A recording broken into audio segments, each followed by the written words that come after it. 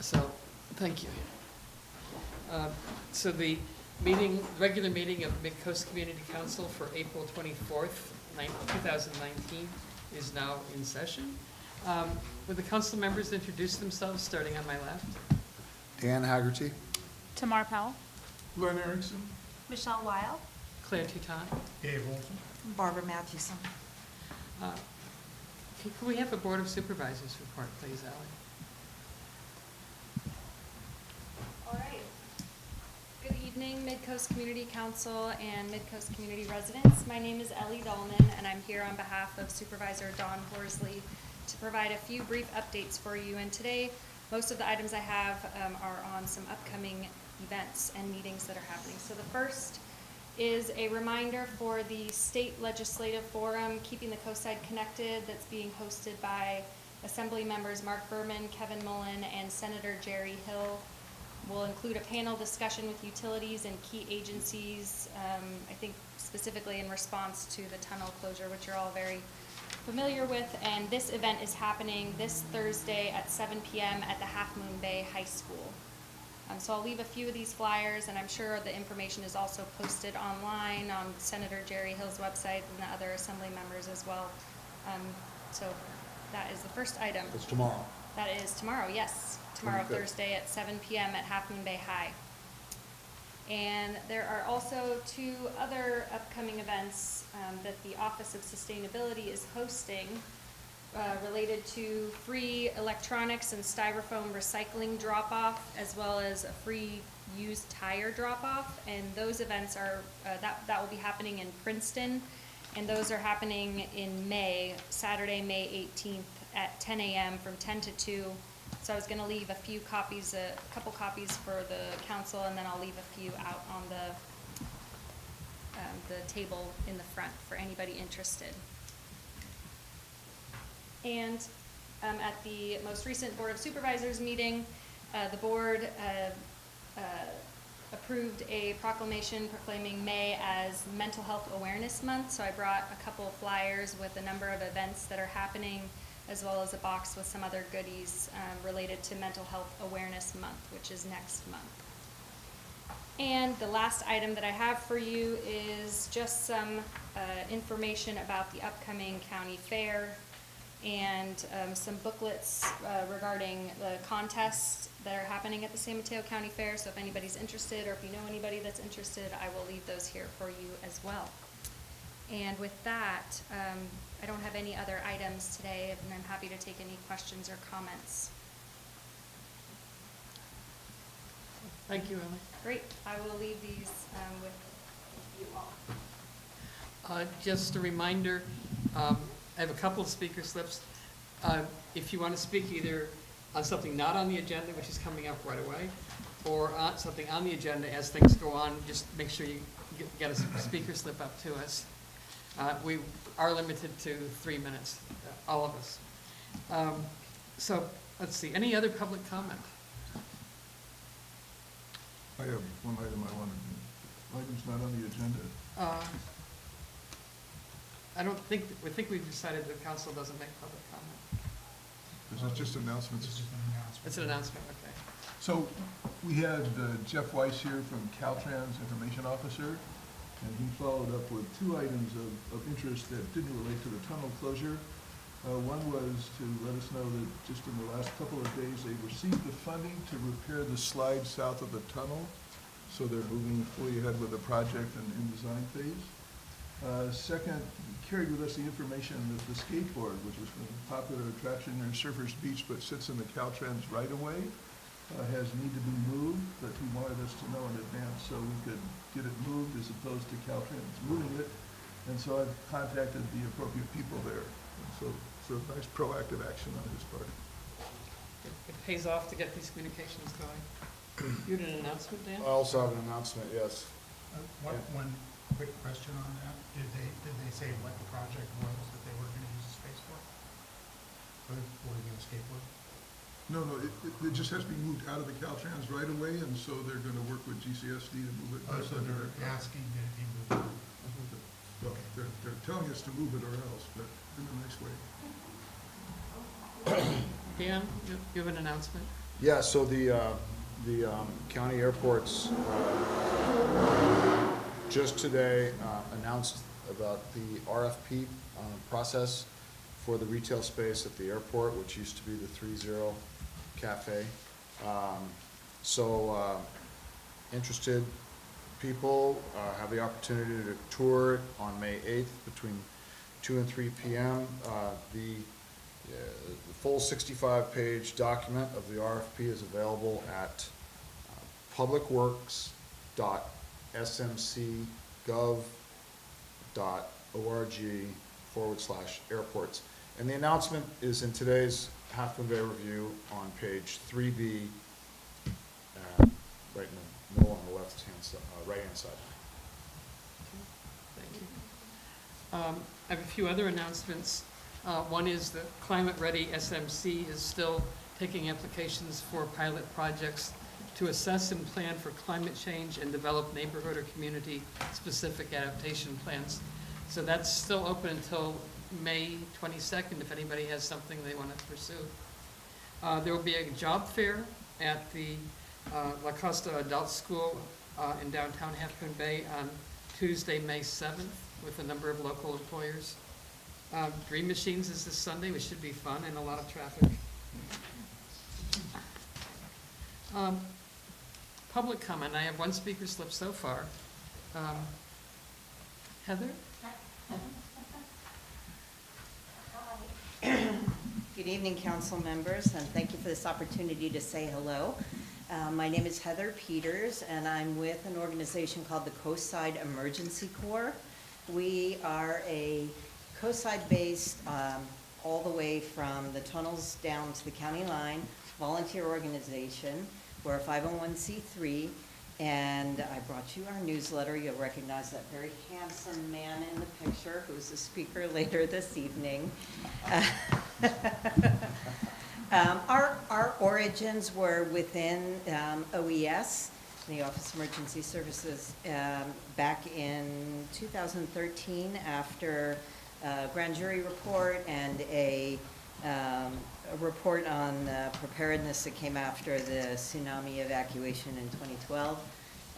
We are highly trained volunteers. We're licensed ham radio operators. We're FEMA trained CERT neighborhood representatives. We have a large animal evacuation team, and we have a disaster air response team that operates out of the airport to fly patients out and supplies in the event of an emergency. We work closely with the Red Cross and have a shelter operations team, and we are reconstituting our medical team for licensed medical professionals. We are happy that you are paying so much attention to emergency preparedness. Our board has prioritized communication and recruitment, so I wanted to just come by and say we're here and we're happy to work with you in any capacity that we can. The CERT branches that are for Half Moon Bay, which is known as Branch 2, and from Frenchman's Creek up to the Tummel, Branch 1, have just recently reconstituted. They have over 125 FEMA-trained identified volunteers, and they're organizing by neighborhood. They're recruiting block captains and whatnot. So you can get in touch with us at the contact information on that newsletter. Sure we will. Thank you. Anybody else want to talk, public comment?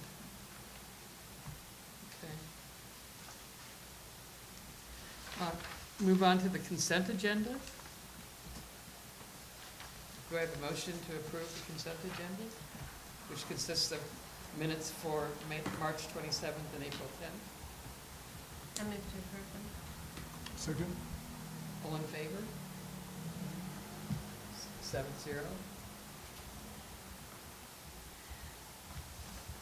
So let's move on to the regular agenda.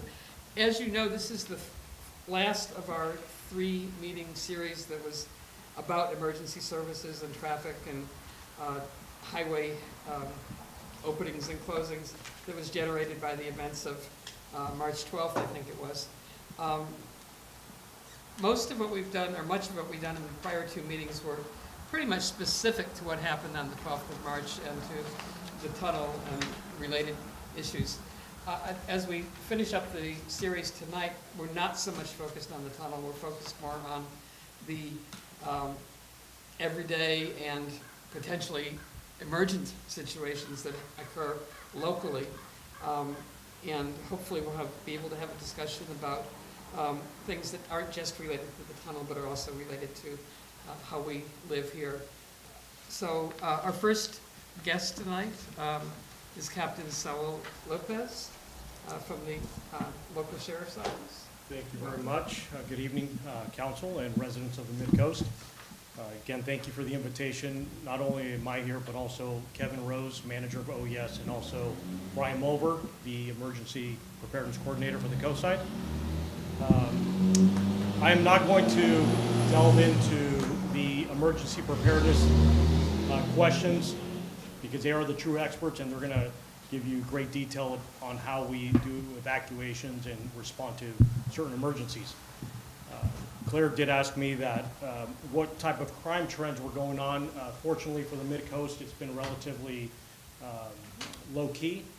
We still get the vehicle burglaries all along the beaches and the parking lots, mainly tourists that aren't familiar with the area. They leave belongings in the front seats or visible to the outside. Usually all those crimes are of opportunity, obviously. There's the unfortunate circumstances that we can't be in such a long stretch of highway. As you all know, we cover about 50 miles of coastline from Pacifica down to Santa Cruz. So we constantly are doing public service announcements, not only through the city of Half Moon Bay, but also through different community groups.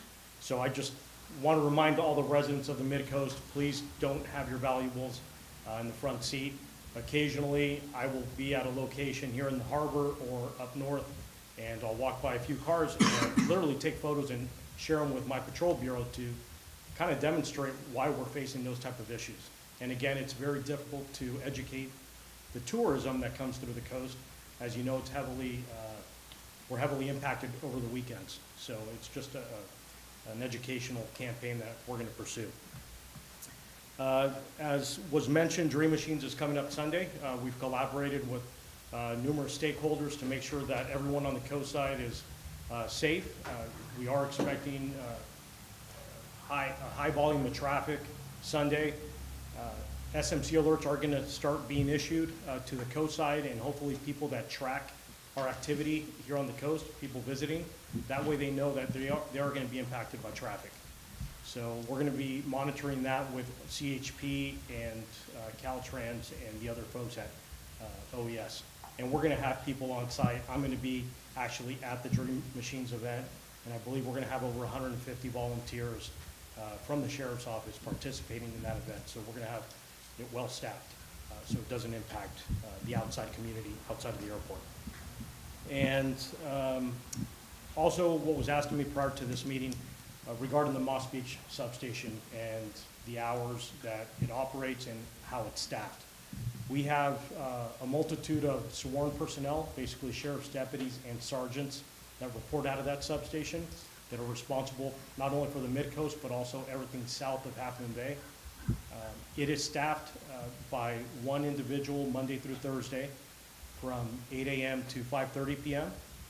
And any after-hours request or request to meet a deputy there at the substation on Fridays and at night, there is a phone that the individual can pick up, and it'll immediately go to our dispatch center, and a deputy will respond, or just walk outside the door if they're inside typing a report or having a meal. So, and the one thing about the Moss Beach substation, it is a location very convenient to a lot of the coastside residents where they can actually obtain fingerprints for any type of job application that they may have. There are certain criteria that we do allow there. So if somebody is in need of fingerprints that have to go through DOJ or the FBI, we actually process them there instead of going out to Redwood City to the Hall of Justice. So it is a service that we provide. And that's going to be by appointment only. And I can provide the general number if you'd like, unless you have it already. Go ahead. Okay, 650-573-2801. And another thing that we provide out here on the coast, it's actually out of our Half Moon Bay substation, and that's crime reports or any type of incident report that a deputy may take.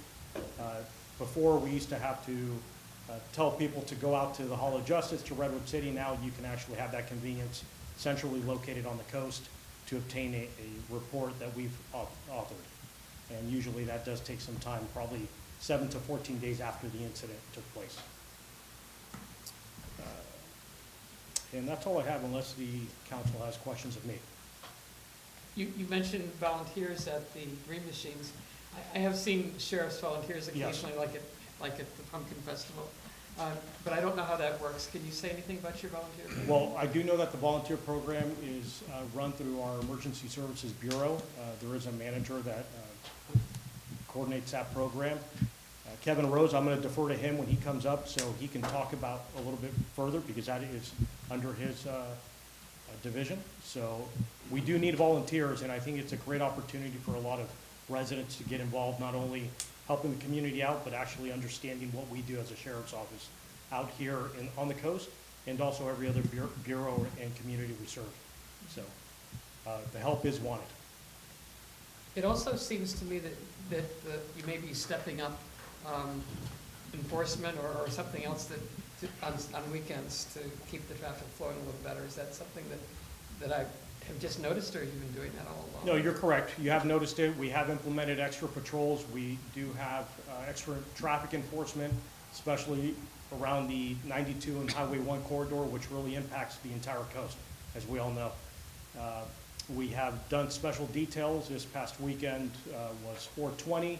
It's a celebration of cannabis. Well, we have promoted our enforcement efforts through social media platforms and also through the media. So you are seeing that not only on the social media side, but also physically with patrol cars out there focusing on DUI enforcement and other type of enforcement, especially when the tourism starts growing in the summertime.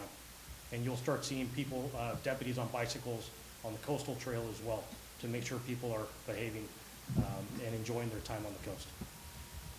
I'm really happy to see you doing that, because I think if we want things to be safe and livable, those kinds of things need to be paid attention to. I'm glad you're doing that. Absolutely, thank you.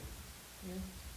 Yeah, in regards to that, during the Pumpkin Festival every year, I know that there's, I believe there are volunteers where they kind of help with the traffic flowing, throughout the whole neighborhood, but also mainly at the key intersections, Main Street and Highway 1 and Highway 1 and 92. Sorry, Main Street 92. Yes. And Highway 192. Those are the key, I think. They are. So, has there ever been discussion about the busiest weekends other than the Pumpkin Festival, to have something similar set up with volunteers to kind of help keep the Sure. traffic flowing? And we do talk about that, and we do implement occasional extra enforcement, as I mentioned previously. The issue is that we have such a vast amount of area and communities that we serve around the entire county that the volunteers are really spread thin, and that's why I'm here to say we do need more volunteers. And I'm sure OES and Emergency Services Bureau can attest to that. Not only do we bring in staff for Pumpkin Festival, just as an example, I actually asked all the Chiefs Association in San Mateo County to send us motor units, motorcycle officers to come out and help us during that weekend, and they're gracious enough to send their officers out here. One is staffing, two, it's obviously funding those extra bodies every weekend as well. So that's kind of a balance that we take a look at. Thank you. Another quick question. I was riding my bicycle on Murata Road in front of the Miramar Beach Yes. Restaurant. For the first time ever, I noticed cars are now parking actually on Murata Road. Now, we know that little corner is kind of a dangerous, they're taking up a lot of what's very little road Murata Road is. Sure. Just want to confirm that is illegal parking? I believe there's signage there for no parking along the beach side or where the rocks are, is that what you're talking about? Or are you It's talking- actually not on the rock side. That would be pretty, Yeah, pretty nervy to do that. It was right up against the restaurant, right up against the right in restaurant. front of the restaurant, blocking the views of the, you know. And that would be, obviously, working with the restaurant owners, it's probably, you know, patrons visiting or visitors in the area.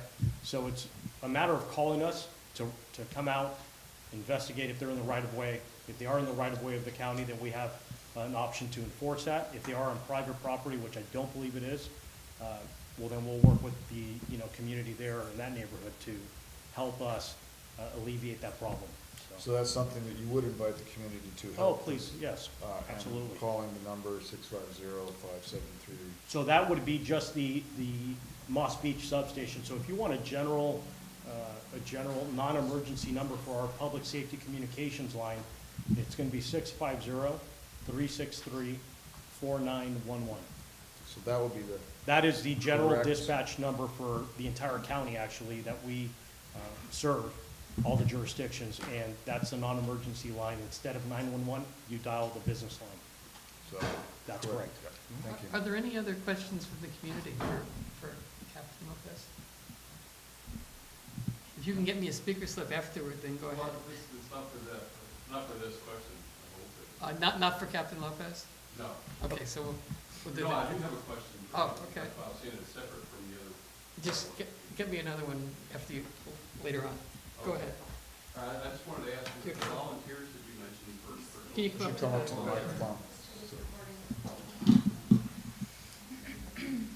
Hi, I'm JQ Oswine, Moss Beach. I just wanted to ask Captain Lopez, the volunteers that you mentioned for these coastside events, are you talking about existing sheriff's deputies and police officers that, from other jurisdictions to volunteer, or are you talking about community members to volunteer? No, actually, community members. Just Okay. any resident can sign up, they go through a process, an application process, they go through a brief background, I believe, and then they get qualified as one of our volunteers, and we utilize the volunteers not only for special events, but transporting vehicles. I mean, it can be a plethora of assignments. Is this separate from volunteers from CEC and CERT? Yes, okay. It's solely under the sheriff's office. You'll get a uniform and you'll wear a patch, and I believe there's a badge associated to the volunteers, if I'm not mistaken. So, yeah, it's a great program for the community to get involved in. That would be great. Okay, thank you. Thank you. With that, You Any do, other another questions? thing that I think people should be aware of at the Halfman Base Station is recycling unused medications. yes. Which is, So we have worked with the farmer's market on 2 or 3 separate occasions last year. It was a very successful campaign where we collected not only used needles, but also past medications that people wanted to dispose of. I'm expecting we're gonna do the same thing this year coming up in the summer. That's gonna be promoted at least 1 month in advance, and that's gonna be promoted through the actual Coastside Farmers Market. And it's there in the parking lot of the Shoreline Center where they hold the farmers market.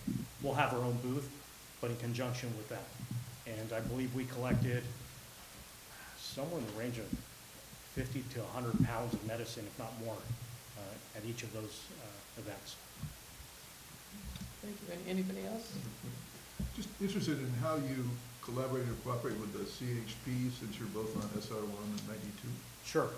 We have actually a great relationship with CHP. I know that they have come here at a previous meeting and explained several of the investigations that they were part of. So we have an agreement that the CHP will do traffic enforcement, as do we in the unincorporated area, specifically the Midcoast. We take an active role, a joint role in doing traffic enforcement. They are the primary investigating agency for any accident. We will immediately respond because we are usually the closer unit. Once we arrive, we secure the scene, and then we request CHP, or simultaneously, our dispatch can actually speak with both CHP and our units at the same time to direct them to a traffic accident and to clear the roadway, because that's one of the biggest concerns we have out here. On Highway 1, I know Yes. exactly where the transition is, but on 92, where do you move out of the city of Half Moon Bay? Just the city limits. So it would be the city limits all the way around. But again, we will respond to every major collision until the CHP arrives and conducts their own investigation. Thanks. No problem. One other quick, I think I mentioned to you my concern with tinted windows, being that pedestrians and other drivers can't see, they can't get a visual of the face of the driver to see if there's eye contact, to see if they even acknowledge, I'm starting to see Uber cars. So now, with tinted windows. So question is, what would be the proper way, I mean, is that something that I could report, assist the sheriff's department? License number, I mean, is there a process, because it's just, I mean, I see tinted windows, 6, 7 times in my commute to work Sure. every day. Sure. It would be, if the officer sees a violation, then they would stop them. Usually, a lot of people that do have tinted windows do have medical reasons for it, and there is actually an exception for that, depending on what their condition is. So in order not to violate HIPAA, the officer would actually investigate that, but there is reasons to have tinted windows as well. But for the most part, as you mentioned, the Uber, the Uber drivers, I mean, that's basically if an officer or deputy sees them. That'll be the only way. Yes. The officer witnessing, Yes. no community. Thank you very much. Great.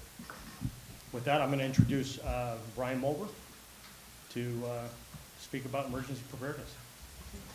Thank you. No.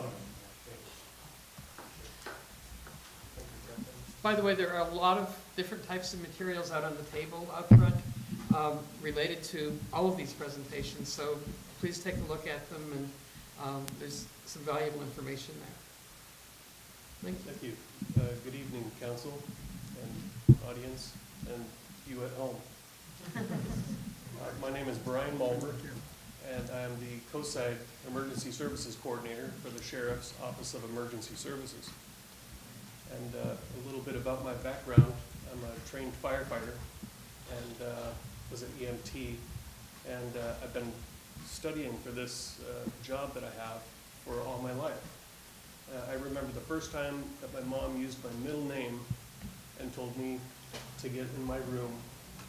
That room was a disaster. That was my first response. I've been doing it ever since. What I'm going to talk to you about tonight is emergency preparedness in general. And one is to let you know about the system that we use statewide and countywide when something bad happens. The first thing is called the Standardized Emergency Management System. It's called SEMS, and that's a state law since 1991 that all jurisdictions in the county and Indian reservations all commit to using this standardization of responding to an incident and recovering from the incident. It also is in line with the National Incident Management System, which came out of the Gulf states hurricanes of 2004. So the nation is responding the same way that we do in California. This thing called the Incident Command System is something that police, fire, public works, animal enforcement, the harbor district, that's how all of our agencies respond together and work together to come up with a solution to whatever the problem is. And so in our jurisdiction here, the community will request additional resources. Well, those are going to come from the Bayside and the north or the south, depending on what this issue is. And when we start needing more resources, we're going to call the counties next to us and get more resources here. And if it's that bad, we'll call the 12 county Bay Area region, and we'll see what kind of resources we could get from the 12 Bay Area counties. If that doesn't help the problem go away, we'll contact the Governor's Office of Emergency Services and request that Southern California send their resources up. And that would be a pretty pretty bad disaster, just like the fires of the past few years.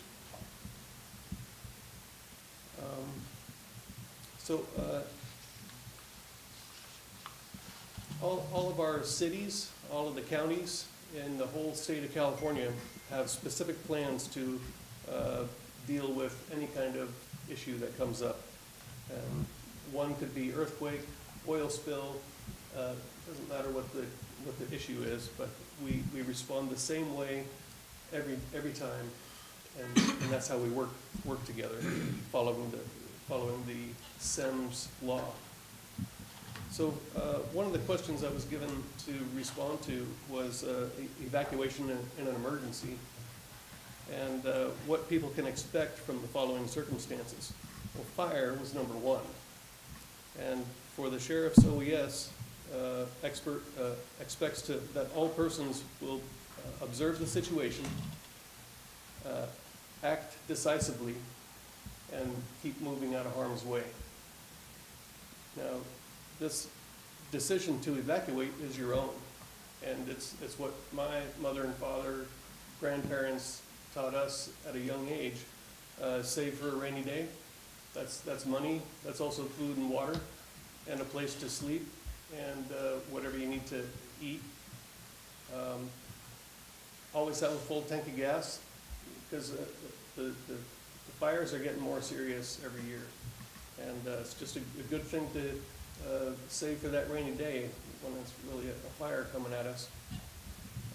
And then go to a safe place.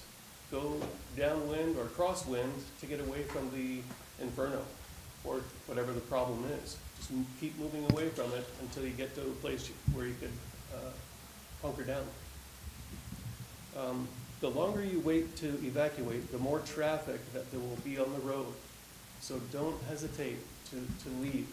That's only going to make matters worse because there's so many cars on the road trying to leave. There's also emergency vehicles coming up on the road that you might get in their way. And they're trying to save lives at this time. Remember why you are evacuating. You're trying to save your own life too. Okay, so heed the warning early and don't spend too much time packing up things from your house. Everything can be replaced, but not you and yourself and your family.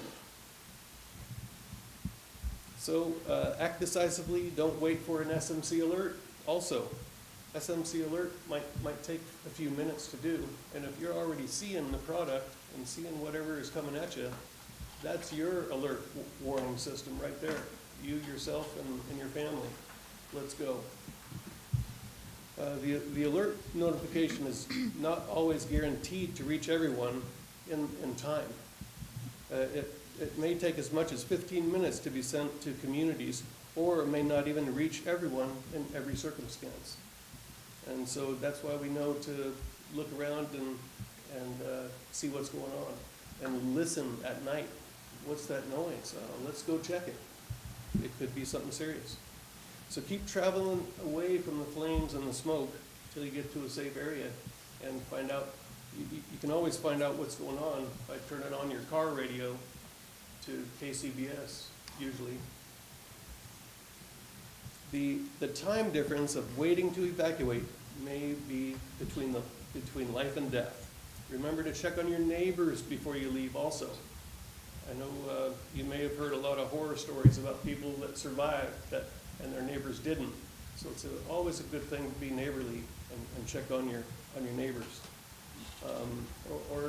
And it's that one time that you don't, you wish you had. And that's called neighbors helping neighbors. That's what we've done since this America was founded.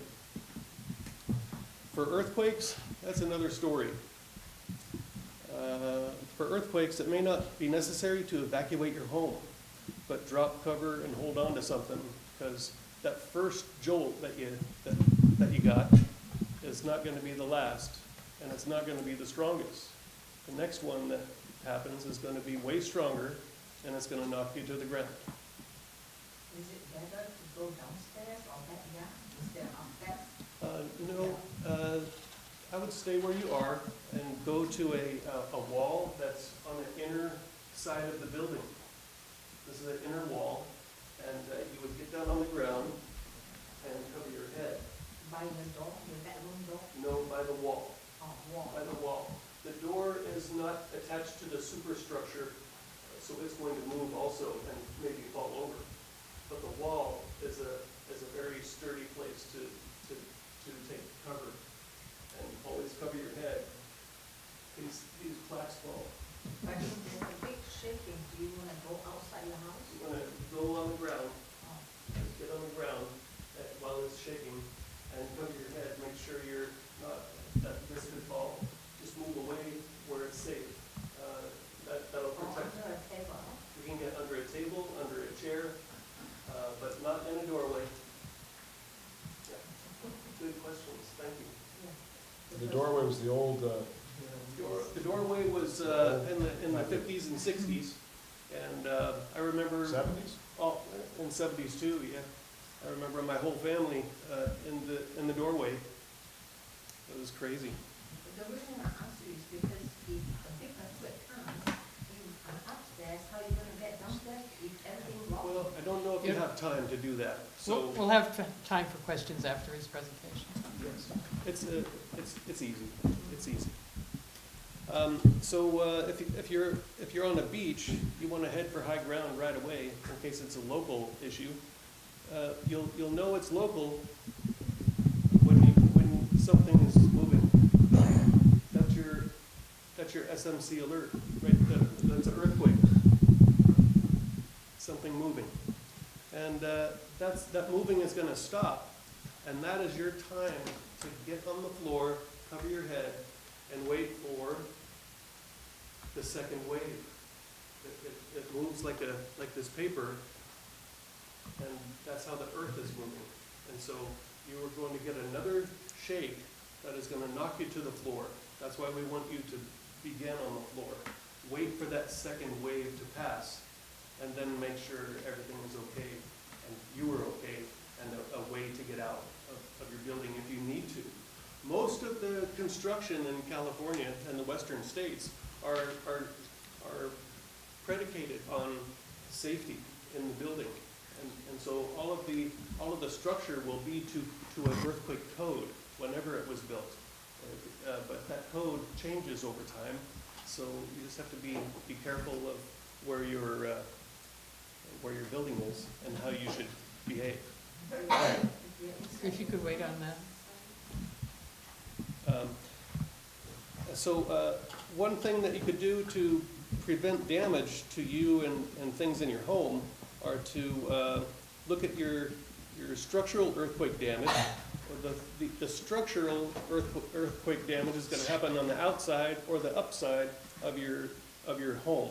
One of those things is called a chimney. That could either fall into your home or away from your home into your neighbor's home. So you want to make sure that's sturdy and secure, braced,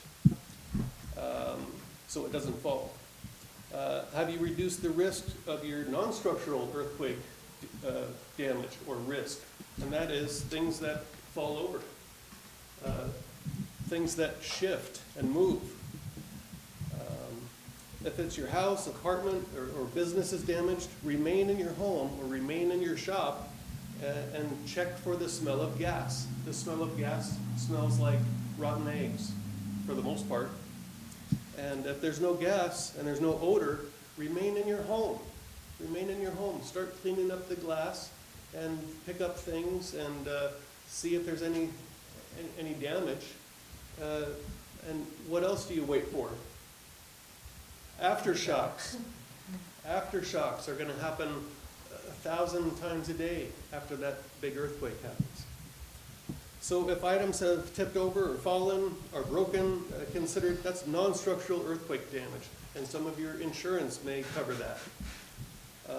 The structural damage is going to be like cracks in the building, cracks in the floor, cracks on the walls, the chimney coming down. There's one thing that you want to check on when you do the size up of your home, and that's is your water heater okay? Anybody know why? Yes. Gas, that's good, but that holds 50 gallons of water that you could drink to survive the earthquake. So as long as you maintain it and empty it every once in a while and check on it. And that's crucial.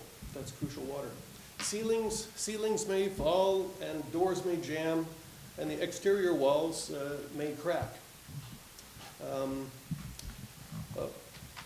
When the earthquake happens, it might overturn something like this slender thing, or if something is very broad and heavy, it may lunge in your home. It may slide.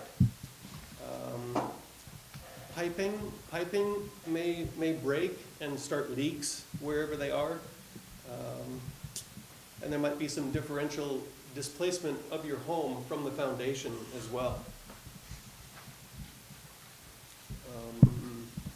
And so, in my opinion, I think you should stay at your home and not evacuate. If there's just minimal damage, just stay at your home. You're going to get official news there. You're going to get city or county representatives there to check on your home and evaluate the home and check up on how you and your family are. If there's no reason to go to a shelter. A shelter in our county is a place that you don't really want to visit unless you have lost everything. So if you have camping equipment, that's the best thing to survive an earthquake. And yeah, that's all I'll say. If you have camping gear, you're going to be okay. If you have portable cooking equipment for your camping, you're going to be okay. Just be sure to pack some extra food along that's not touched, unless it's your camping stuff, and you're going to take it on vacation. You need to renew that cache of food and water every time you use it. For tsunami and other events that may block exits and highways, again, if you're on the beach, go to high ground. Keep moving out of harm's way. And for this part of the county, you only have to go to that'd be the northbound lane of Highway 1, and you're pretty good for most of the coast, except down in the Pescadero area. It's a little further than that, but you don't have to go too far. And don't drive your car. Don't drive your car if you're evacuating for a tsunami. Again, there's going to be lots of cars on the road, and there's going to be a traffic jam. It's going to be faster to walk and safer. Listen to the car radio for information that'll help you decide where to go. KCBS, AM and FM is a good choice. We also have a series of sirens along the coast that sound for emergency. One of those emergencies would be for a tsunami. So that's all I have for my presentation. And should we stop for questions now? We might, since you're both willing to stay and for questions, maybe both presentations, then we could Okay. direct questions to both of you. Very good. Thank you. So we have Kevin Rose, who is also with County Emergency Planning, and I think you also represent SMC Alerts, is that correct? I do, yeah. Good evening, Madam Chair and honorable members. I'm Kevin Rose, OES Manager for San Mateo County Sheriff's Office of Emergency Services. Since last May, I took this post as supervisor, and as of March, became the manager. 12 years previously, actually, with San Mateo County Health Department under the Emergency Medical Services Agency for disaster management, including working with all the hospitals and healthcare facilities, as well as Seton Coastside, who's very much prepared, and they're excellent partners. To kind of explain, in essence, of Office of Emergency Services, and to get to your question, Madam Chair, regarding volunteers. So where we reside is in the Sheriff's Office of Homeland Security. Our lead is Captain Craig Denton. And then what we do is splinter off into the Office of Emergency Services, which is myself, non-sworn, individual civilian with 6 staff that work for me, including Brian, who is assigned specifically and exclusively to the coast, and then 3 other coordinators on the Bay side, North, Central, and South, and 1 specific to San Carlos, and then a part-time specific to Millbrae, 2 of our contract cities. The other agency that's under Homeland Security is our Emergency Services Bureau that's led by our Sergeant Leo Laughlin, and that's where the volunteers reside. And essentially included within them is the sheriff's volunteers and policing. And so these are hundreds of non-sworn civilian volunteers giving of their time who commit to a majority of 300 to 400 events a year, in essence, of what they do to provide. They are trained, in essence, of crowd traffic, information sharing, first aid, med health, that kind of thing. And then what we also have is for the youth, for the Explore Post programs that extends from age 13 up to the low 20s. And these are individuals in school, mostly middle school, high school, some within community colleges. And they're actually affiliated with the Boy Scouts, the Pacifica Skyline Council. And the 2 Explorer posts that we have, one of them is more fire-based with regards to search and rescue, and the other one is really more law-based with regards to, as you see, traffic calming, helping out with events as well. So individuals that are very busy and very much in demand, and typically because of the amount of events that they cover, that really is their intent and focus for the 300 to 400 through the year. So that's pretty much on the volunteer aspect of everything. What I also wanted to share kind of as a compliment to Brian's presentation is that, as he alludes to and as we share with the community, all disasters are local. They happen ground zero, and even from the EMS side, the way that we basically present to the community is the first responder, the first responder is the individual, yourselves, there to help one another. And the better off you are and better trained you are, the better off the community it is, until the first responders themselves can come to arrive. And then also with regards to alerting and notification, as I make my segue, human intuition. That in and of itself really is an instinct to trust amongst yourselves as far as things that occur. Stories that you hear of, even with regards to the tsunamis that happened more than a decade ago out in Thailand, just young kids noticing the water going further than it normally does, that instinctively had them even grab parents' hands and run onto shore, recognizing that something was wrong.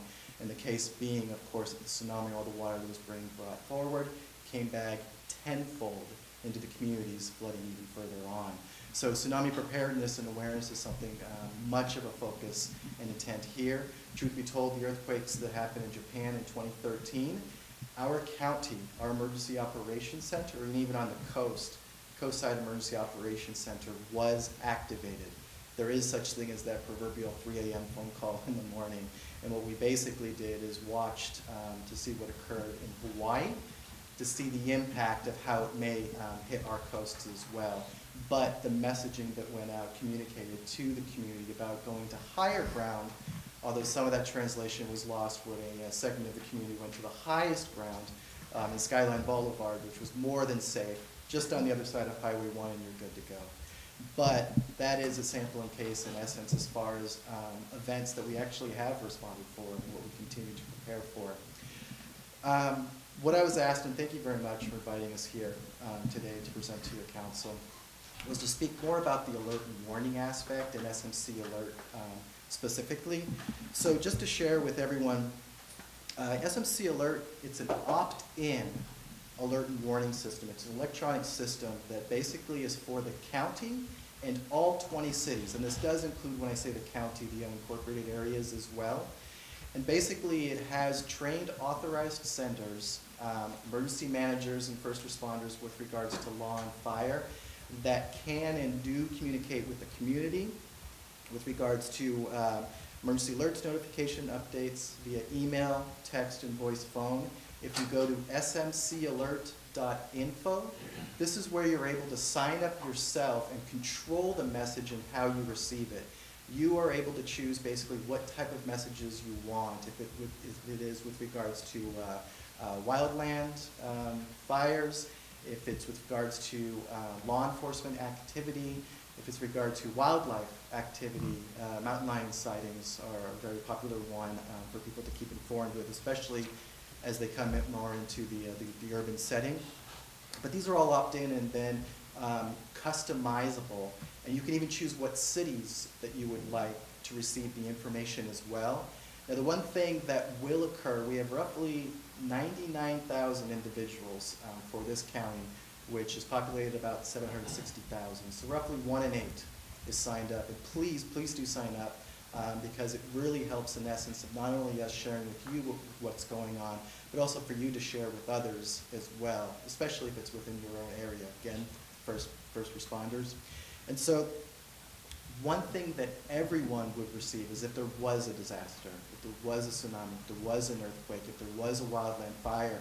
That's a very, excuse the pun, hot topic that is occurring today because of the wildland fires that have hit us so close to home up in Butte County in November 2018, of the NorCal fires of October 2017 that we were deployed to, that Brian was deployed to as well, to help out those communities. If those events were to occur, all subscribers would be notified. And one of the great things about San Mateo County is that there is recent state legislation that was just passed and signed into law from former Governor Brown that created our entity at the state level, the California Office of Emergency Services, to develop an alert and warning guidance for all 58 counties, and then even to spread out to the cities themselves, of alert and warning notification systems and best practices, lessons learned, et cetera, on how to build the systems. The good news is that San Mateo County is ahead of the game in that capacity. Not every county in California has an alert and warning system like we do with Smc Alert. And Smc Alert is actually the most active system of our other Bay Area counterparts that have the exact same vendor and the exact same system that they tend to not utilize as much as we do.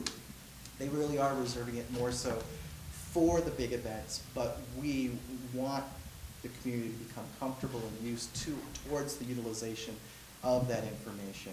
And the other thing that the state alert and warning guidance provides to us that we're actually going to customize in 2019 with our emergency managers of the 20 cities and the Office of Emergency Services is to create a customized alert and warning guidance. And what that is basically Smc Alert is not the end-all, be-all, silver bullet messaging. There's other various forms that we have at our capacity to be able to use, sort of like the big red lever to pull to notify everyone of a major catastrophic event to make sure that you're notified. Absolutely radio stations, absolutely media, absolutely social media to hit other generations that basically that is their source for communication and information. But what we also are able to utilize is what's called a wireless emergency alert, a WEA system, and that's national. And the way that you would recognize it is the system that actually our California Highway Patrol utilizes for Amber Alerts. So these are messages that automatically come onto your mobile phones. There is a way to turn it off. I will not tell you what that is because I don't want you to know. But that is the system that we have access to as well. It's almost what also is a reverse 911 system that we can utilize. And what this is a complement of white pages, yellow pages information, more landlined contacts that we have at our disposal that we can utilize. The wireless emergency alert system, we are beholden somewhat not only to the transmission towers, but to the providers themselves, in essence, of the ping and what they can do. In fact, there was a national WEA message that was sent September of 2018. And I'm very curious if anyone even received that message or knew that it happened in September of 2018. So we're going 1 for 15 in essence of a national alert. I did have a few colleagues that received it as well. Again, a compliment, not the silver bullet as far as communications. And then another system that we have is called the emergency alert system. And this you all know very well. It's TV. It's the noise that pops up with the messages that come underneath. And it is something used and utilized for the fires, the North Bay fires as they happen, and something that we have capacity to do so as well. And that really helps out because there also is a radio component to the emergency alert system. Again, another system for us to be able to utilize. And then we do have some specialty systems as well, the tsunami alerts that Brian had alluded to. And then with first responders, their assistance of PA systems, alarms, even door-to-door, because these are things that we've even experienced from the San Bruno gas pipeline explosion when that occurred September 9th, 2010. These were first responders going door to door to help people with regards to evacuation. So the bare bones minimum, and again, re-emphasizing what Brian had shared about, making sure and reaching out to your neighbors, and very appreciative towards Coastside Emergency Corps and the certain trained individuals up and down the coast who basically have that additional first aid training, that crib training for light search and rescue, to be able to reach out to the community networks and really help everyone else as well. Because one of the things that I do state with regards to earthquakes especially is that while the cavalry will be called, the feds, while the state will provide its resources, while we'll provide our resources as well, they really say up to 72 hours before that complement of services can make their way to us. And this is true. We've tested it. We've seen it in the likes of Katrina, even in the likes of the North Bay fires, where we had a federal response to help out because of the significant impact. And so that is the stressor of not only helping yourselves out, but your community members within those 3 days. It is in regulation as well, as I mentioned, Seton Coastside, that hospitals and healthcare facilities must also try to have 72 hours of service, planned for 96 hours to try to help out as much as possible, including emergency generators and fuel to keep them operated. Because truth be told, healthcare facilities, clinics, they become the beacon that the community goes to for seeking help in some type of capacity. And emergency generators that we try to establish here for, again, as Brian has mentioned, camping's best, number one, if you can keep yourselves, number two, and then if there was need for shelters to be able to go there as well. So, question about SMC Alert and some of its failures that happened recently. And one of the things to mention about that is what I shared with you is the county has the system and the 20 cities have the system. And it really is for a large event notification, anything outside of that. And what I mean by anything outside of that, state agencies. So state agencies themselves have their own communication methods that they utilize. And so, for example, with Caltrans, they have what's, and I'm sure they've presented this previously, more knowledgeable than me, of course, but they have SIG alerts, and their real effort is with radio to broadcast to everyone as far as what occurred. And as Elliot had mentioned, the meeting tomorrow night, Caltrans will go greater in depth with regards to what occurred with regards to the tunnel. And Captain Lopez, fortunate enough to really help out, bring the parties to the fore for tomorrow night, and even preliminary post-event communications with Caltrans, with CHP, with PG&E as well. So a lot more information tomorrow night to be shared, that I will be there as well as a collect, and I know that you'll have membership there too, and appreciate that. And so essentially Caltrans, what occurred that one evening was that they did reach out to us to try to help out with regards to SMC Alert. And so the message itself was posted. Unfortunately, there was a miscommunication about how they needed to contact us again to provide updated information. They thought that the SIG alerts themselves were reaching us, our 24/7 officers that provide these types of information. So it was one of those slips of an infrequent use of a system that really is more for the cities and county that a state agency tried to utilize as well. Other case in point, PG&E, and this is true because of the fact, and even today, as Brian and staff were helping out with the power outage that's down in Stage Road, down near Pescadero with the down power line, is that information will not be communicated via SMC Alert because PG&E is the primary source, is state regulated to communicate directly with the residents and customers. What we can share and what they do ask for us to help out with the community towards sharing of information is if you go to pge.com, there is a button click called outages, and what it does is it pulls up a map that you can zero in on and actually click whatever the event is if you are in that area, if you have Wi-Fi access to do so. That is the one flaw. But to be able to have that information, what they do is they mention when the event had occurred, the outage, when they have an anticipated time, and typically they post 4 to 6 hours because that's their effort, that's their goal to reach. And then they have an updated message of where the crews are with regards to response. So I was notified at around the 3 o'clock hour about this power outage. Immediately went to the website, discovered it happened at 2:40 p.m. So very rapid communication with us. PG&E was already communicating to the residents, and they had a 5:45 p.m. posting because the crew was on route, not knowing that the power line was down. Once they had crews on site, they've been able to update the information, basically indicating it's going to be till tomorrow morning because of the power line that's gone down. They have to bring a new power line in, and they have to bring a new a pole into the place and work through the night, basically, to get the system up and running. So one of the things that we try to do is with these state agencies, make sure that they are communicating through their means and method to reach everyone. Truth be told, and ironically, if there were a true disaster, we would have our Emergency Operations Center activated.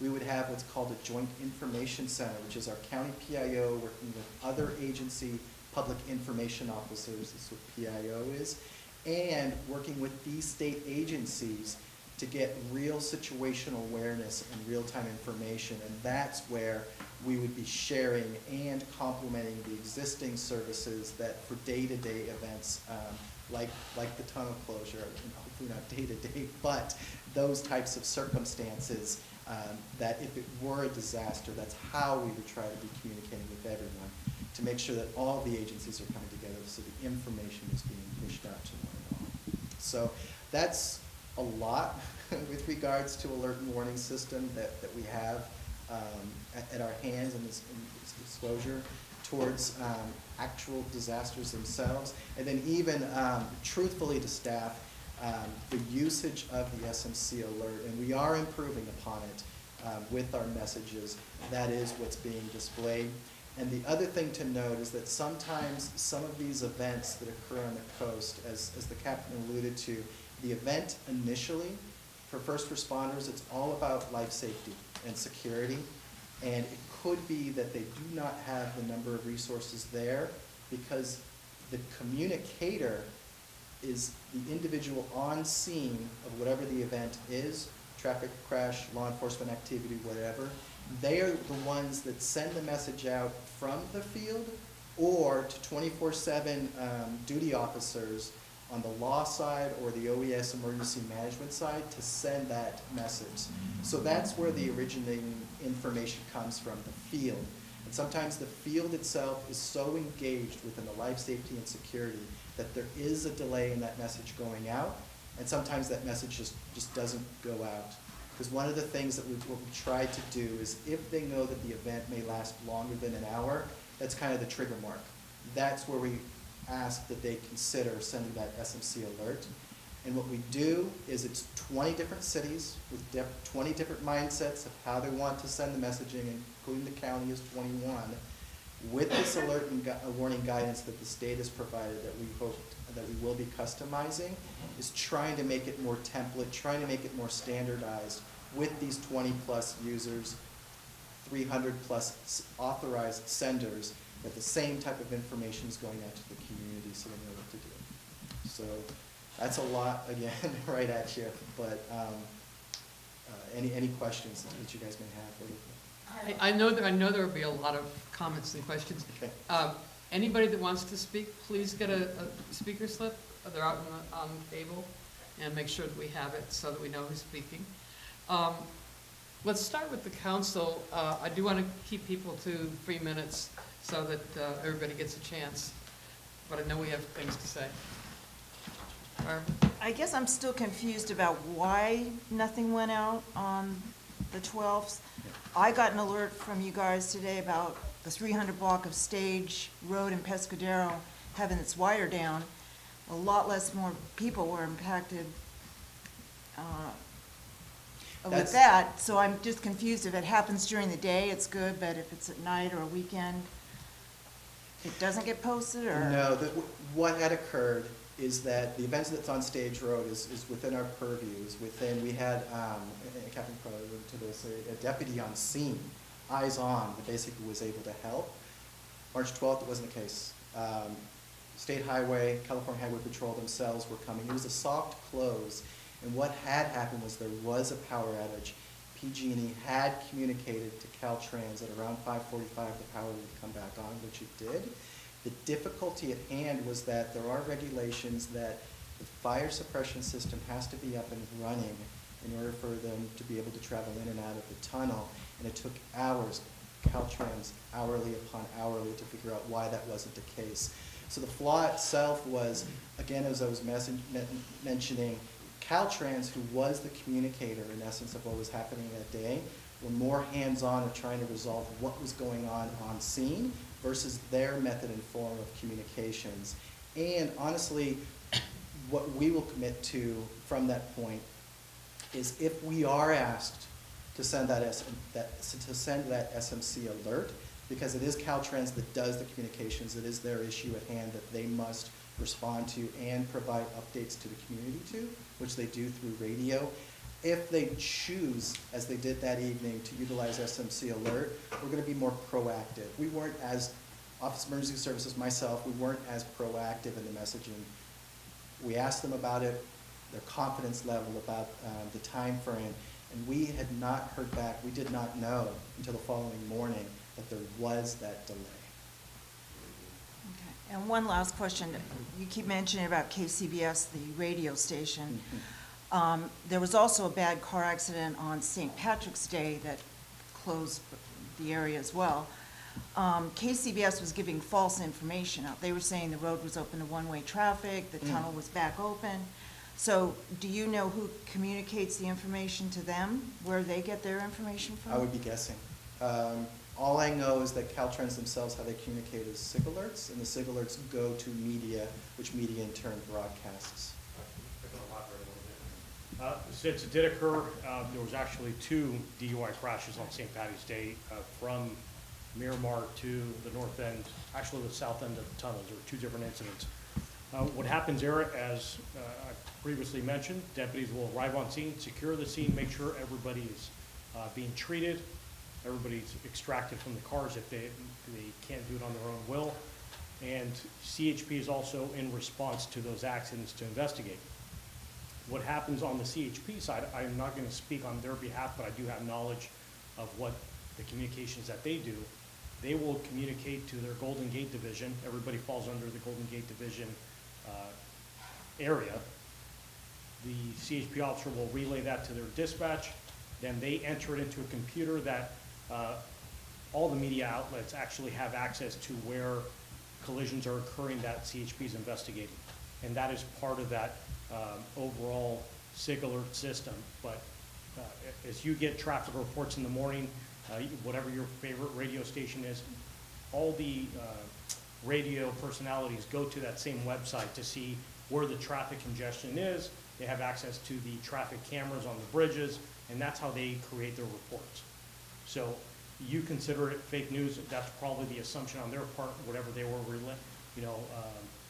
relaying. Maybe it was wrong, but again, a lot of time's of the essence. As Kevin said, there is definitely a time delay from when the activity is occurring, when the roadway is clear. It could take anywhere 5 to 20 minutes for even our traffic applications that we use on our phone saying when the roadway is clear.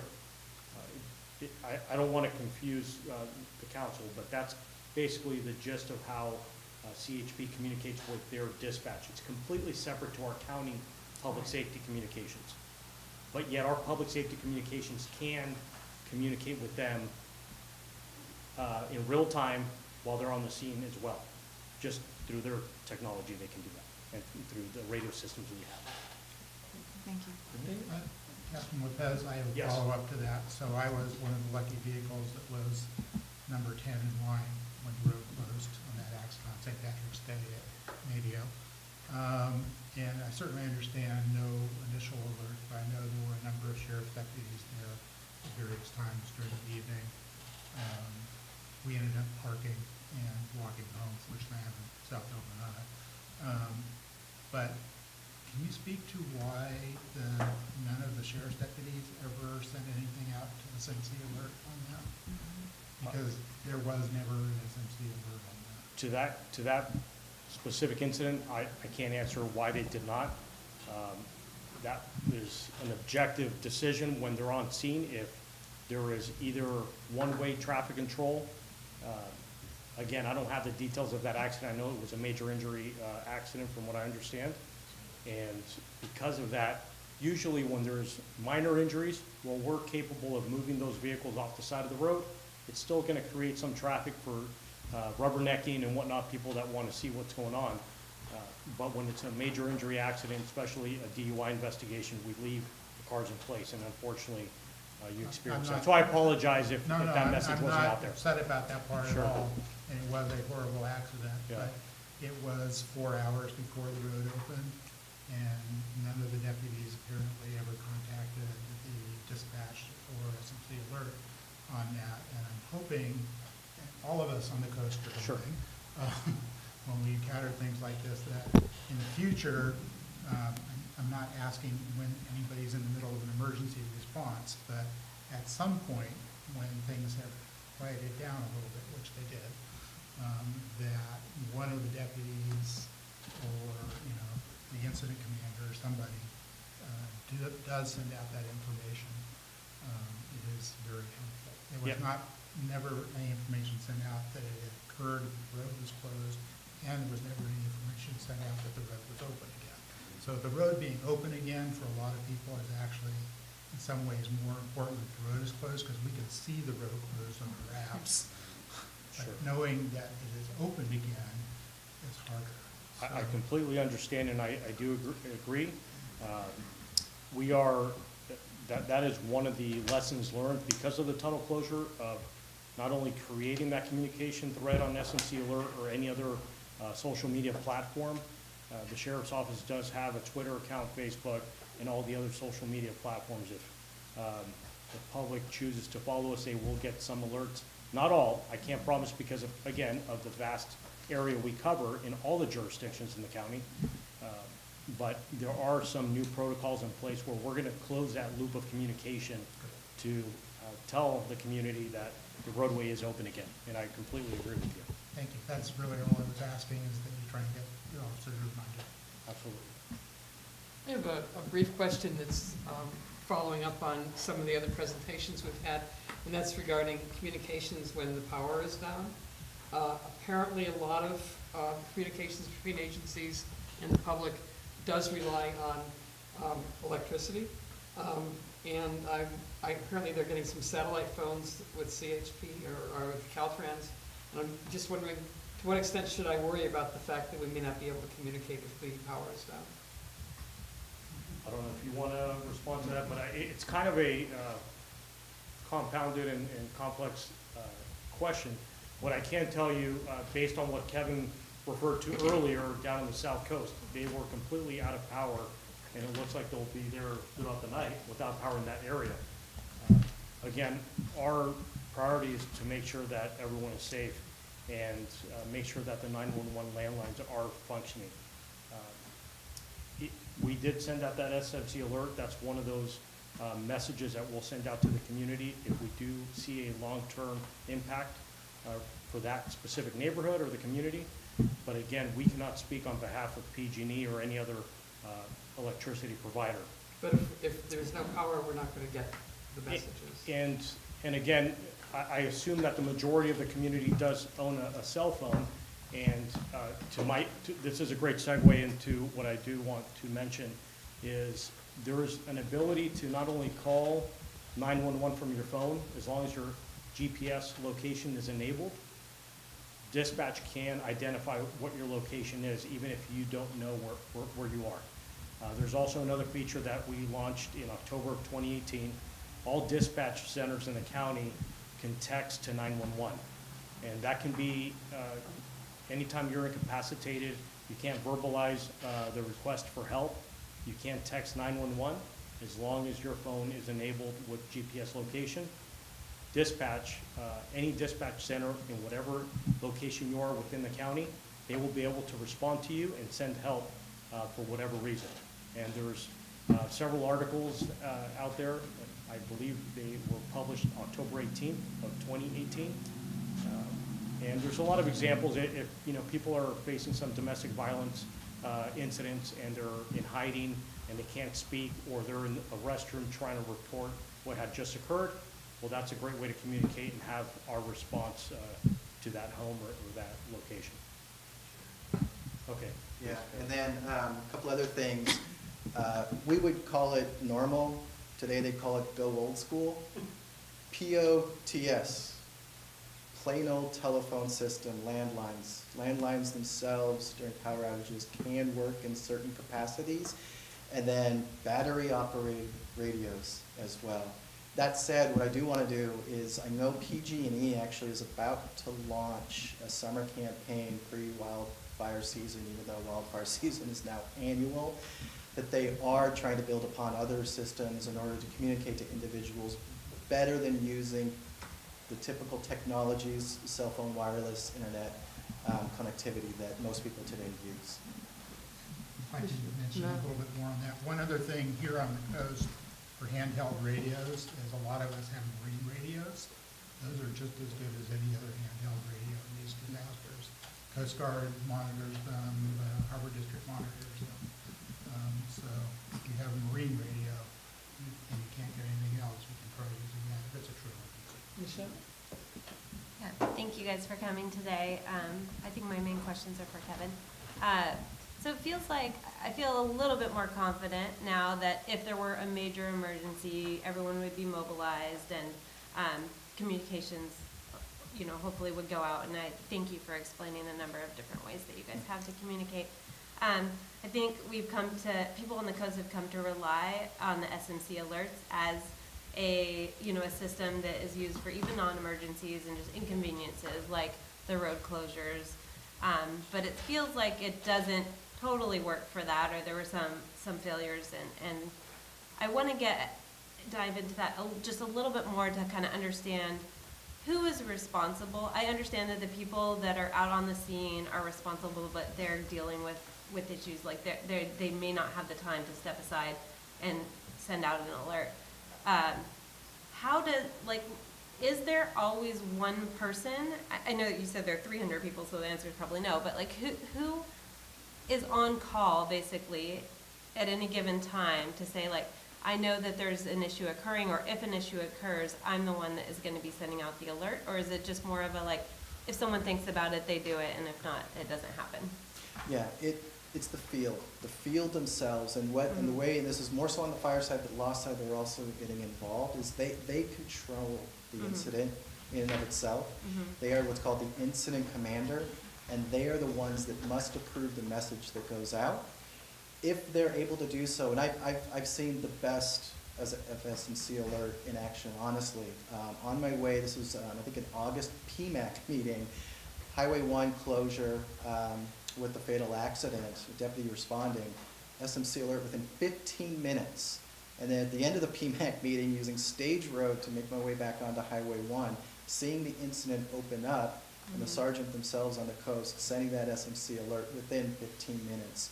So unfortunately, it's more so of the education piece, in essence of the field, the importance of the communications to the residents, that our trigger mark of if this event's going to last longer than an hour, then we need to send that SMC Alert. They're all hoping it doesn't go that long, and so there are cases, and this is again that education piece, to let them know the importance of sending that message. And one of the things that we did do, because of the tunnel issue, because of the St. Patrick's issue, that the community brought to our attention necessarily, and rightfully so, is that our captain sent out to all of our authorized users. Now mind you, it's the 20 cities that can choose how to do with it what they like, but we reinforced the rationale that one, as the message goes out, also use more specific language. Everyone has a main street. So say what city you are that you're sending this message. The other thing that why we've taken a significant hit is that while we own the system, Office of Emergency Services, we maybe send 5% of the messages that go out, because it's all the cities themselves that are sending it with their authorized users. Again, that education piece, if the scene is overwhelmed, communicate with their authorized sender, which could be dispatch, which could be a 24/7 on-call officer that is an authorized sender, to get out whatever they can to do so. And we stressed that within this letter that we sent to all the authorized senders. And also to make sure that there's action item and then follow-up information as well. So try to keep it vague, not shoot for a time frame per se, another mistake that was made that evening with the tunnel. And then once surpassing that time frame, the proactive aspect of making sure, yes, indeed, has the event closed. Send that closed message. If there needs to be an update, send that update until the closed message comes. And then one of the things that we're also going to be doing, again, the education piece, is through this alert and warning guidance, which we haven't completed with the input, is to train on it and to exercise on it as well. Because that's one of the things within emergency management. As the mistakes occur, it's the lessons learned and the corrective actions we make to go forward. It'll still be an imperfect system. We're still going to miss certain events. But because of the heightened awareness of this, there is that emphasis, once again, on everyone to make sure that the messages go out. Lynn? No? Maybe if we come back around. Okay, so we're sort of a tag team operation here a little bit, and I wanted to concentrate specifically on Caltrans in the incident. So what I understand is, because of the power failure, which is PG&E responsibility, are they the ones that informed Caltrans that power had gone on in the area and therefore bringing out power to the tunnel? We'll hear more tomorrow night. I can only say secondhand that my understanding, you probably all can confirm this, the power did come out in the area where there were still issues occurring with the tunnel. I'm more concerned with the message. So basically, Caltrans ultimately is to communicate, they send out a SIG alert that says the tunnel is down, and that SIG alert filters down to SMC alerts. No, it doesn't connect with us at all, and that was the issue at hand that evening.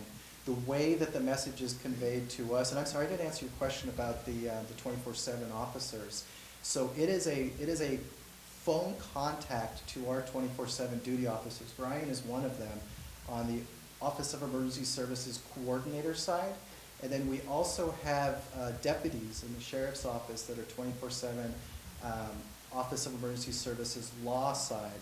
And both of them are available 24/7 to the field with regards to the sheriff's office in the county area to be contacted day or night. And that was something that was conveyed that evening that I think that was lost, unfortunately. The initial contract with Caltrans, actually, who was the messenger, the on-scene person. How did you get the message that the tunnel was down? Caltrans contacted us. Okay, directly, Yes. not SIG alerts. Yeah. So then the question is, we understand PG&E would say at about, let's say, 8:40, the power came back on, but there was a 4-hour gap before they'd actually brought the tunnel back to life. And at this point, when they brought the power back, did somebody contact you to say power is now on? What? So you received no further communication? We did not know. Okay. No, we So- explained the process, but unfortunately, I think it was lost from the chaos. So the concern is, and we're local, the tunnel's our primary concern, you know it's down. Two questions. One is, if you know the tunnel is down, would you not want to put out a notice every hour that the tunnel's down until somebody tells you it's up? Absolutely. So, but that wasn't the procedure. Basically, there was communication coming out from you. So I guess the question is, you're changing that so that if the tunnel goes down and you receive notification of it, you'll keep telling people at least every hour it's down until you get confirmation it's up? I'm really looking forward to tomorrow night, and the reason why I say that is because there's a lot of agencies involved. Because the tunnel is Caltrans, and again, if you think about it, they're the incident commander, they control the message. And one of the things I think actually that Copton Lopez has really worked out with them and the other state agencies is try exactly what you're saying to make it so that if that occurs, please reach out to us, know how to reach out to us so that, and I'm glad to hear the coast, the SMC Alert is utilized and looked to for this. So Caltrans was very frank in terms of that delay. The engineer who was involved in trying to address it was clear. He knew what was happening at the site. We still don't have a clear view as to how the communication ultimately got up to Caltrans headquarters and what they did with it. So that's a gap on that end. But what you're saying is, at least you could have a process that said, if we know it's down, we're going to keep assuming it's down and broadcast that, so it's not down. Len, we need to move on from there. But just the final question there is, so that's good enough for that. But what you're saying is it's open, you're aware of it, and people. Yeah, the way it should have happened that evening is, had the individual from Caltrans known when we communicated to them, call us back, 5:45 happens and nothing's going on, we'll keep sending those messages. We are reactive in that capacity and have to be to the messenger, but as stated, need to become more proactive in essence of reaching out. Thanks again for sharing everything with us. So one of the concerns on that particular evening was in the event of any kind of emergency where somebody needed to access the tunnel to get from one place to another. So can you speak a little bit about what options might have been available, or if anything like that did come up, or just what is the workaround in the event that someone needs assistance? And this is going to be a tough pill to swallow when I say it, and I know it was a really bad traffic day. And I say that because of the fact on the bay side with the San Mateo Bridge, numerous accidents, numerous delays, road closures there. We communicate nothing. And part of that is in San Mateo County territory because of the responsibility of Caltrans. Ironically, if there were an event, and I come from the EMS side, if there were a multi-casualty incident declared, there would have been a greater response and greater communication. Because what would have happened is on scene, totally different issue. Incident commanders now include county representatives. We have American Medical Response there. We have our EMS agency, which I used to be the Med Health Operational Area Coordinator, 24/7 duty officers that would be in communications with OES about that multi-casualty incident. So had there been a drastic event, there would have been greater communication because of the fact that we would have had assets, resources, and personnel there in person. So when CHP was here, they were saying that there might be some way to access the tunnel in a situation like that, just to get to someone that needed life-saving assistance. Do you know anything about that? Like if that is something that, would be? Absolutely, life safety, yeah. Okay. And again, others will get upset with me for saying, but I remember going through tunnels where it was just the lights of our cars that were able to do so. But I understand the 21st century, sometimes beholden to technology. This amazing fire suppression system that they have in place, there are rules and regulations that it must be in place in order for regular traffic, overruled by life safety. Thank you. Dan?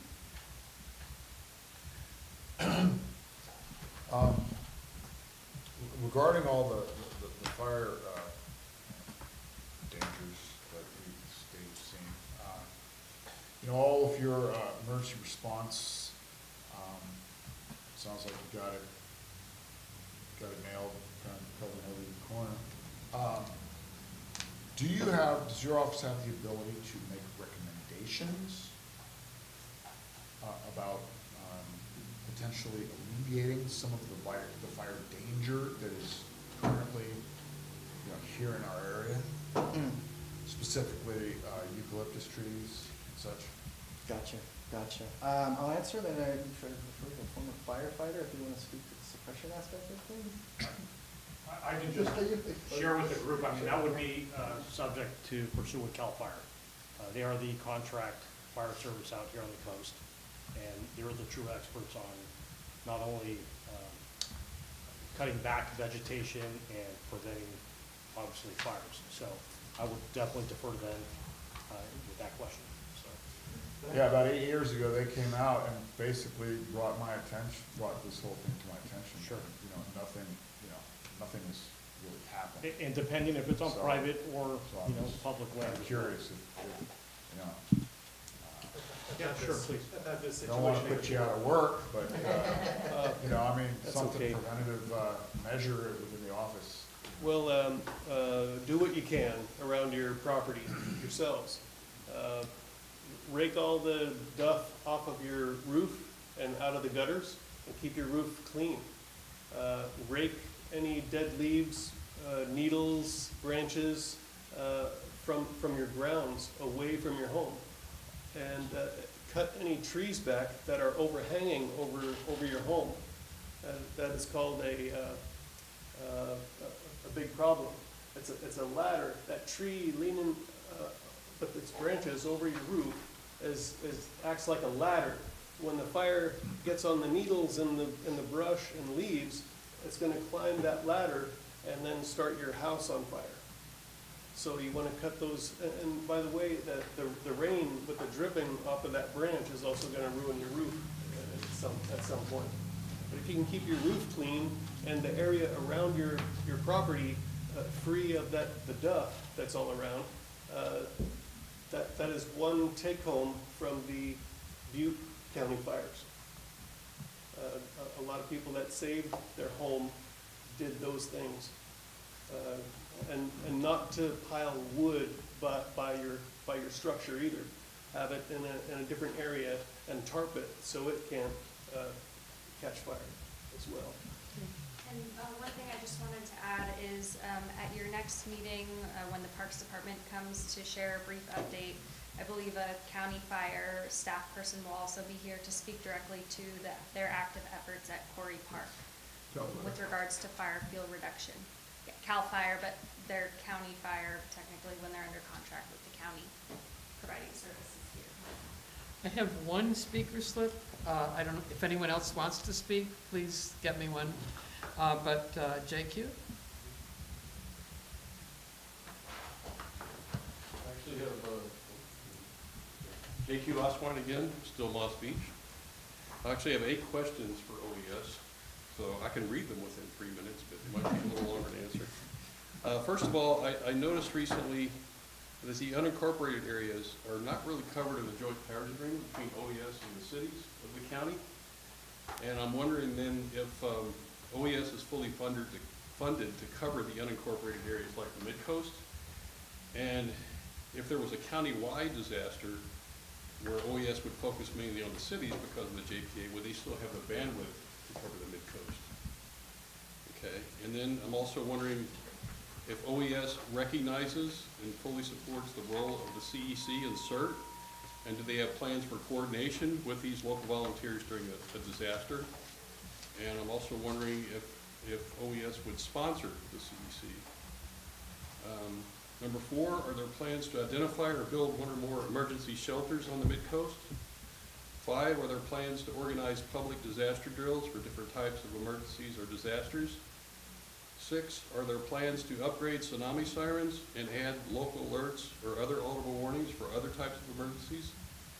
7, are there plans to update tsunami signs on Highway 1? And finally, are there the recommendations that you discussed earlier, are those posted online? I was wondering if you could provide one for that. Okay, thank you. I doubt if you can answer all of them, if you could make an attempt. Sure.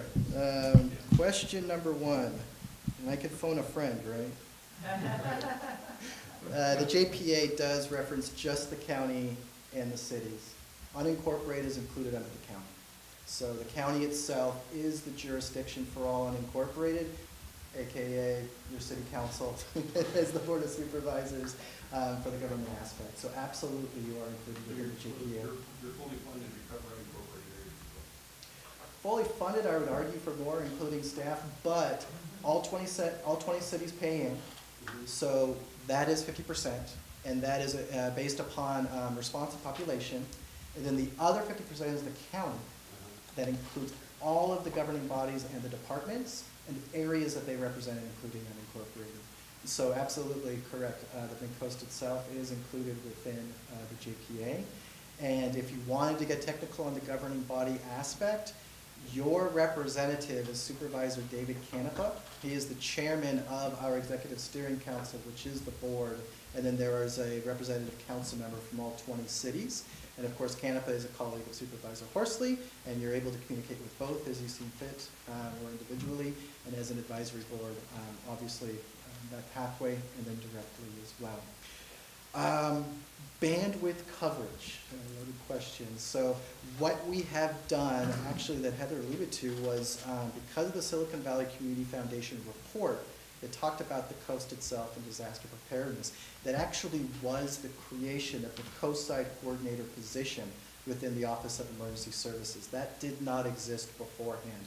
Previously, there were only 3 district coordinators, north, central, south. And I don't know if you guys flipped a coin or if it was the central person that basically tackled the coast. Okay, so the coast was incorporated that way. So because of this report, because of seed funding that they were able to provide, that also the Board of Supervisors created, that co-site coordinator position was there. And then through that individual who was hired at the time, and as a super resident citizen himself, took it upon him to not only create, because the guides and objectives were what exists now, contract with the city of Half Moon Bay for deliverables that they have, exercises, training, etc., for the emergency operations center that is there, and your county representative that will be in the emergency operations center, Brian Mulver, so that you are represented during that response. But he had also created the beginning of the Coastside Emergency Corps, and to create a collaboration of organizations and groups. And what has happened is that the CEC has expanded upon, as Heather alluded to a 501c3 nonprofit organization that helps in a collaborative effort and is part of the Coastside Emergency Action Plan, which is kind of like our the Coastside VOAD, like volunteer organizations, assistance in disasters. And that is where we have assistance and help for CEC. And then for CERT, what exists right now is training. There are groups, organized organizations. For branches 1 and 2, there is not that local authority connection yet regarding the formation of teams that could be deployed to areas. That said, branches 1 and 2 on their own, rightfully so, are trained and have organized all of their individuals and the block captains, bless you, so that they can still at least look after themselves and their neighbors with the training that they received, versus down in the south zone where branches 3 and 4 do have a local authority connection with Chief Ari DeLay under the La Honda Fire District, and that's the local government connection where they are an actual program that can be deployed. So right now, while we do try to work with the coast, and we are a partner working with the coast to try to find that local authority connection, we're still assisting CAL FIRE with CERT training so that they have what they require, disaster service worker coverage to protect them during the training, so that can continue, and still continue to work with interested stakeholders, I'm not going to name, towards to get that local authority connection. Next question, emergency shelters. So I do know, and that is something that we are working on, and this is more at a county level. We have what's called the Emergency Managers Association, and that's a body comprised of Office of Emergency Services and the 20 cities represented by their emergency managers, as well as Human Services Agency, which is sort of your care and shelter organization and unincorporated. Cities are responsible for their own. And then also American Red Cross, which is a very large active partner in shelter organizations. So there is a collective body and a subcommittee, a mass care committee, that works towards the development, identification of shelters for evacuation and for housing. And I know right now we're at the level of the city of Half Moon Bay where they're supposed to identify, and they have, and I don't have it before me, a priority government-owned facility and then a priority non-government-owned facility. So I'll say just as an example, I think the Ted Adcock Center might be a shelter, designated shelter of the Boys and Girls Club, something along those lines. So that's something that for unincorporated that we would also work as a deliverable for the community to identify shelters where people can go to. You're saying separate from that. Well, actually on the Yeah, and that's something we would need to expand upon, is starting with the incorporated and then starting to build out from that. Do you have any feel for what the timeline would be for establishing a shelter in Midcoast? We, Brian absolutely could work with this council and in the community, and really, these ideas come from the community. You know where to go and gather, and what we can do is, and you probably have better relationships with whomever might be the owners and operators of locations that might make excellent sites. And so we can help in that capacity, and it's also something that the Coastside Emergency Action Plan for the entire coast does as well. I'd just go to the hardware store. We don't have a hardware store. Actually, we do have one here in Elkhorn. next question, drills. Yeah, drills, absolutely. Happy to incorporate the community. Right now, actually, what our emphasis is on more so is the development of emergency operations centers, and this is with the cities and the county. And the reason why we're doing it, especially this year, is that for the county, we're excited that we're opening up a new public safety communications dispatch center this summer, fall, the Regional Operations Center, or the ROC. And it's going to be the home of Office of Emergency Services, and where the county emergency operations center is going to be located. And so what we're doing is on November 7th, conducting an EOC exercise with all 20 cities and their EOCs to really test the situational awareness and communications piece. For the neighborhood-like drills, truthfully through KEEP, I think more so is where those tend to generate, but we do assist wherever we can with our limited functions and staff members, but the focus right now is EOC. But again, happy with the community to work out in any capacity towards that. Tsunami program. The tsunami program itself, we are an active member of, and this is through National Oceanic NOAA and National Weather Service, excellent partners there. That Brian is a part of the tsunami program. And there was actually, you may not have known this, a California coast-wide exercise. National Tsunami Week was a few weeks back that Brian actually participated in, more so for the communications piece, but it is something we pay very close attention to with National Weather Service for updates with regards to signage, education materials, as well as the sirens themselves. So that's an ongoing process. But again, community input, let us know what you would like. And One of the things, I'm not sure the tsunami sirens are loud enough. I've never heard one. I assume they're tested. They're 25% volume when they do the alerts. Okay. So the Well, alerts are much I louder. would probably hear it. Is that still Tuesday, 12 p.m.? I'm always away. Wednesday. Wednesday, 10 a.m. Wednesday, yeah. Is it just a testing? The routine, every week. Well, it's actually sent out. First Wednesday of every month. First, correct. And then the last question I had that I captured was posting online of the information that Brian had shared as well as his presentation. And San Mateo County has a website specific for San Mateo County, smcready.org. And it's a mirror of what also is a very good site. Still give credit to our neighbors up north, City and County of San Francisco. They have sf72.org. That's an excellent resource that's similar to FEMA's ready.gov program. And we have these links on SMC Ready. So it's an excellent resource to get all that type of information for preparedness at home, in the community, school, wildland fire, earthquake, tsunami, general emergency preparedness, etc. We need to, Maybe just you missed one question. that's okay. Save it for next time. He did very well. You didn't need much of a phone a friend. I do want to thank all three of you for being here tonight. You've given us a lot of detail, and just as a reminder, the video for this meeting will be posted on our MCC website in the next couple of days. There's a lot of information here. I would encourage people to go back to that again to refresh any of the details we may have forgotten. But thank you very much for all of you for coming in.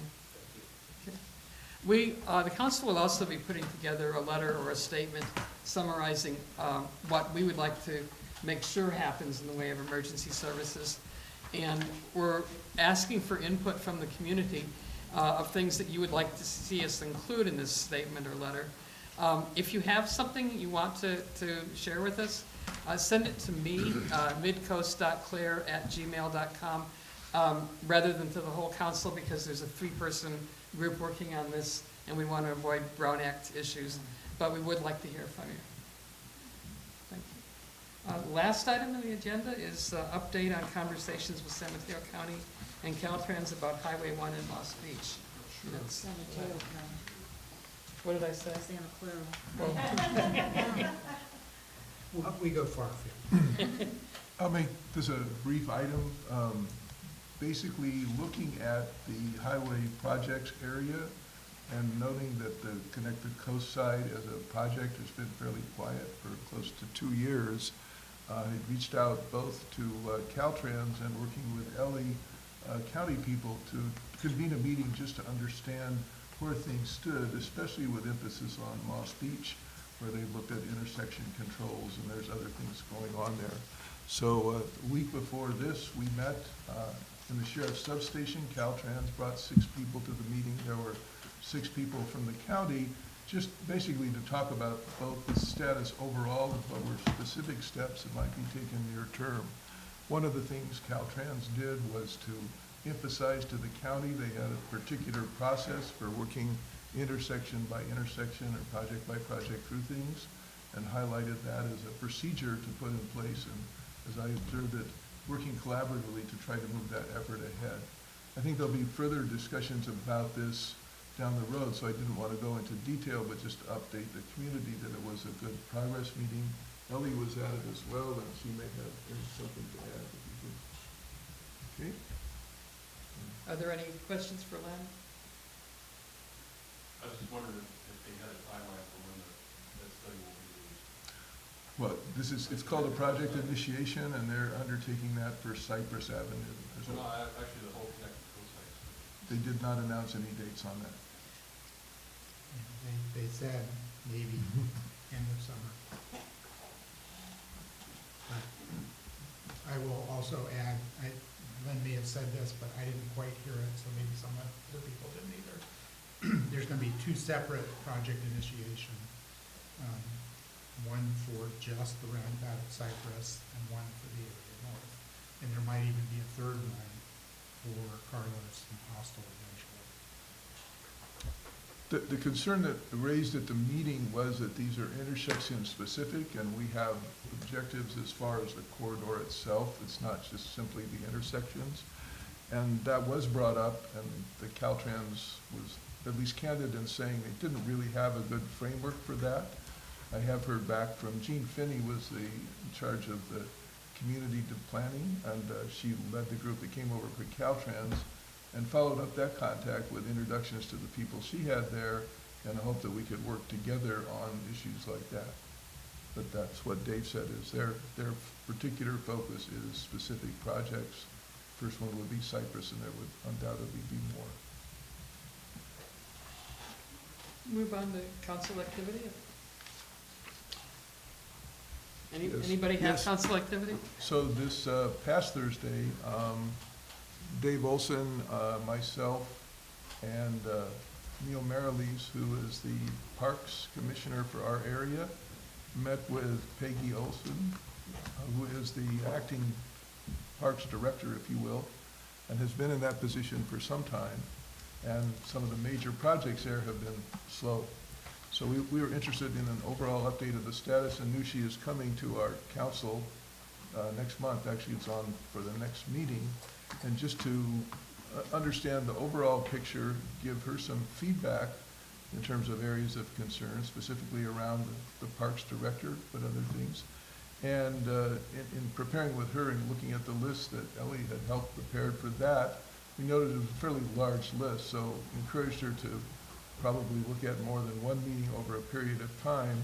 But certainly in coming here, I think the 2 things she cited is to look at the overall status of the directorship of the Parks Department, and also expects to come with someone from CAL FIRE to talk specifically about the major project they're undertaking in Clary Park for basically dealing with the fire danger it represents. So then those 2 points would probably be on her appearance here at our next meeting. Any other council activity? Okay, future agendas, the things that are listed here include the presentation by the Parks Department that Len's describing.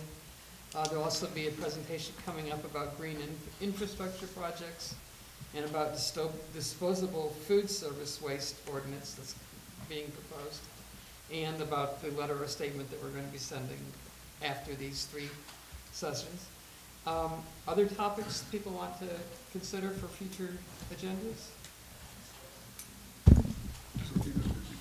Not right now. Okay. Shall we adjourn? We have a motion to adjourn? Move to adjourn. Second. All in favor? Okay.